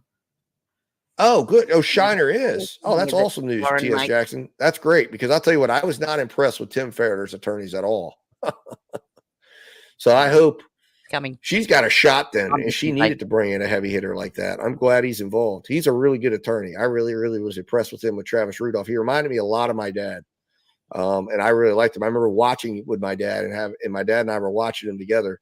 He's a really good attorney. He really is. So Cara and well, there it Terry is. And that's the thing. That's what we need, attorneys. Lauren. And that's what I'm saying. They know the case inside and out. They've been fighting this thing for years. They're the best fit for this case. And unless the only reason why, Lauren, I think everybody was a little bit concerned about them was because Ty led everyone to believe the other night that they were going to charge $200,000 for the trial, which everyone unanimously thought is insanity. And that he said that was obviously too expensive. So the idea, I think, kind of flew up. There's got to be others that are out there that would be willing to take on this case and do it. Well, absolutely. And I think Ty acknowledged that his lack of having like a staff or a paralegal or an assistant or someone that could do the things that a fully staffed legal firm can do for you definitely hurt him.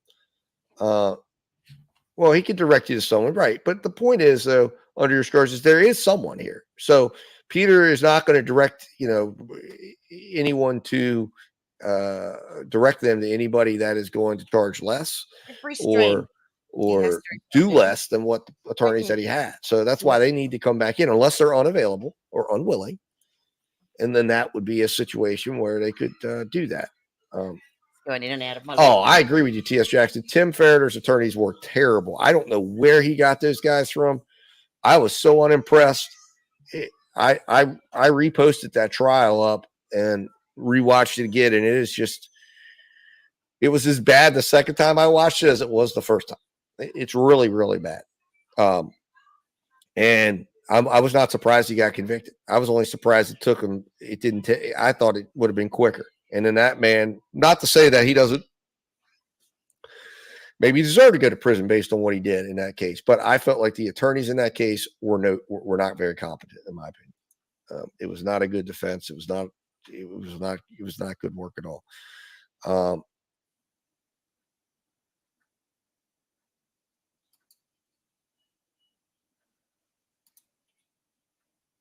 Oh, that number was thrown out there at one point. Okay. Well, I think, like I said, I think they gotta, if they're talking about 200,000, I mean, come on, they got to get real. That's not happens. And then I guess he never did anything with it next. So Lauren, did he just not follow up with it? Did he never took and kind of would come in and get a small fee to come in and act on your behalf just to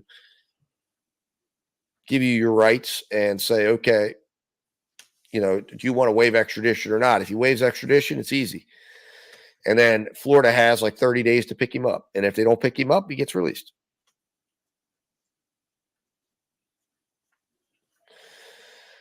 How you doing, Kylie? Yes. Brief recap. Ty got picked up essentially for he had alcohol testing, mandatory alcohol testing on the 10th of April. He showed up late, waited in line. Because he was late, his registration expired. At that time, he attempted to contact pretrial services. Pretrial services reached out to the facility, arranged it so he could come back the next day. They told him to be back like first thing next day to do it. He showed up late for that, unfortunately. But he did take the test. He passed the test. But the judge, because he missed it on the 10th, wait for it. I guess decided that, and again, technically that was out of compliance. The judge went ahead and signed an arrest warrant for him being out of compliance based on him missing on the 10th. Even though he says he didn't miss it, but he was late, his registration expired. Anyways, that's why the judge did it. And then, he did not take the tests. Oh, he did not. Okay, Lauren has given us an update. Okay, see, I told everyone time me. And I still been thinking he took the test. Oh, so he didn't take the test. So he told everybody that he did take the test. He was compliant. Now I'm understanding. Okay. So then he shows up late the second day. All right, guys. So he shows up late the second day. Mm-hmm. Same thing happens. And then I guess he never did anything with it next. So Lauren, did he just not follow up with it? He never took the test, or did he take a test at a later date that was in compliance? Well, yeah, unfortunately, Sarah, it does. If you don't take the test, they have to consider that you're messing around and playing games. And then he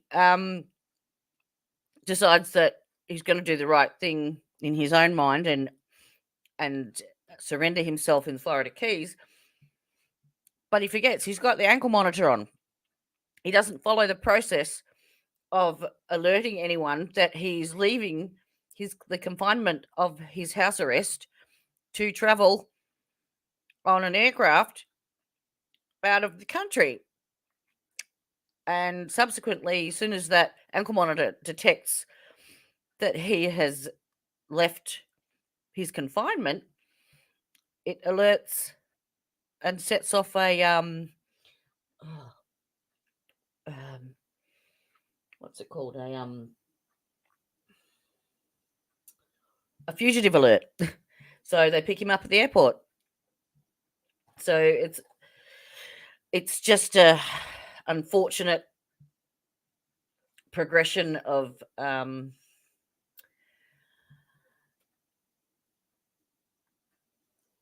poor timekeeping, basically, and unfortunate decisions, which has landed him back where he is. So anyway, I think that's probably enough of Steve.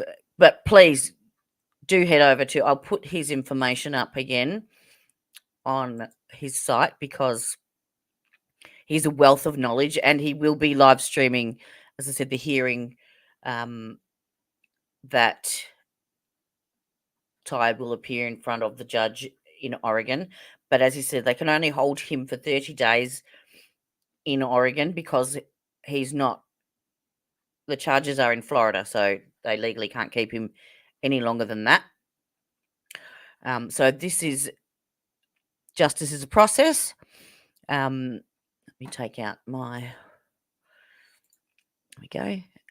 You can support his channel because it's not monetized with a Cash App, or buy me a coffee, or ko-fi.com /justice is a process. And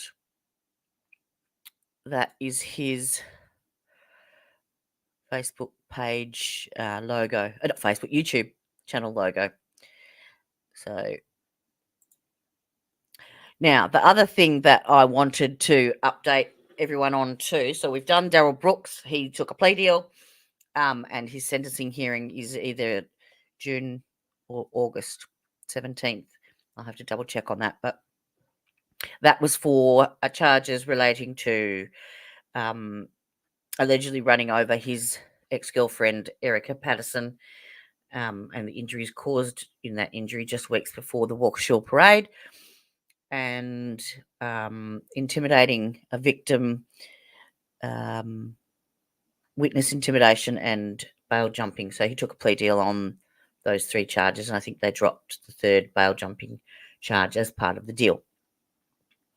So Darrell Brooks has been sorted.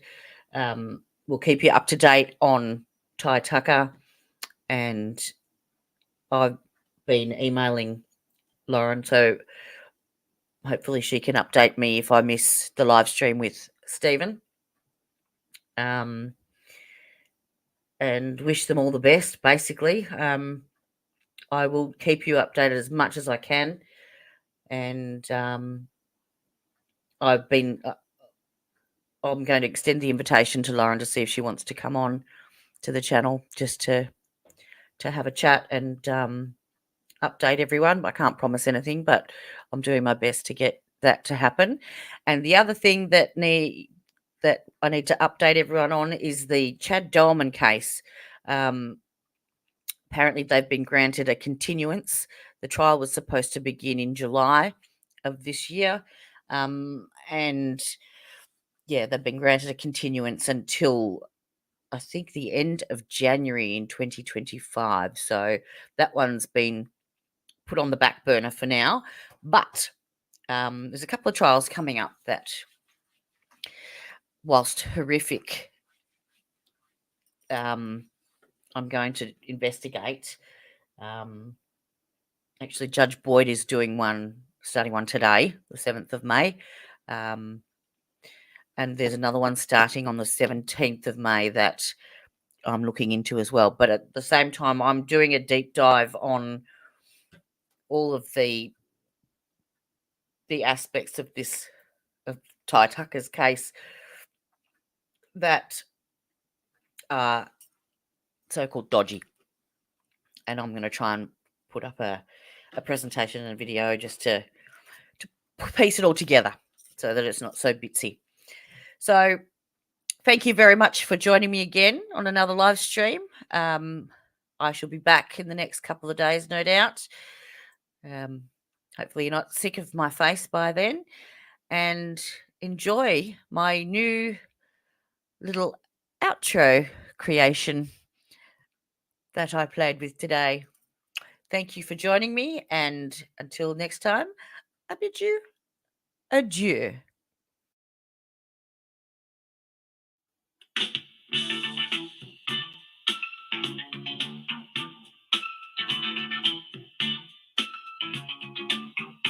Coverage.